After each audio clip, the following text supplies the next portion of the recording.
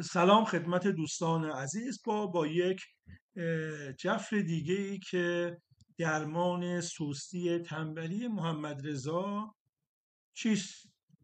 این جفر رو ما زدیم و جوابش هم شما دارید میبینید. اینجا جواب اومده که من اولین کلمه که دیدم خدمتتون میگم، کلمه ترک رو دیدم. بعد اومدم کلمه خدمتتون عرض کنم عذب رو دیدم و همینجوری که اومدم جلو کلمه کین دیدم یا کینه و کلمه اینجا هم ضرر رو دیدم و کلمه مبین دیدم و شروع کردیم به تحلیل این. حالا چی گفته جعفر به این آقا؟ گفته ترک زوجه مبین ضرر بود، یعنی این آقا متارکه کرده و این برای ضرر بوده. خب و ایشون الان عذبه، کلمه عذب رو دیدین، از اینجا متوجه میشون عذبه که ازشون پرسیدین تایید کردن. دک تو عذب جو، یعنی تو عذبی تو مجری تو دک کن، رها کن. چرا؟ هم تو را حذف میکنه، هم کینه هایی که ایجاد شده اونا رو رام میکنه و این برای تو را جزا آید، یعنی تو رو پاداش میاد.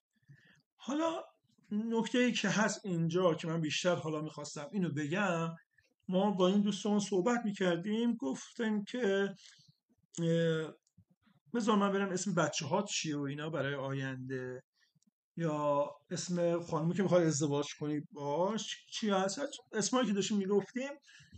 بعد گفتن که اسم خانم قبلیشون مبینا بود.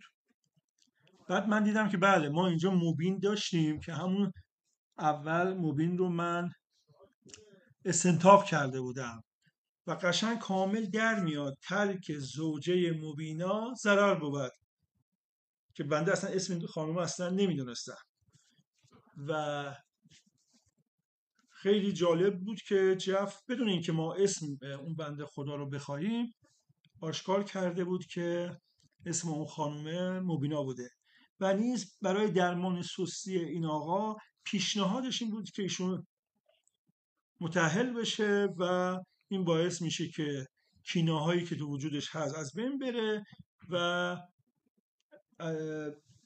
و این هم خداوند براش پاداشی قرار میده و زندگی خوبی رو نصیبش میکنه.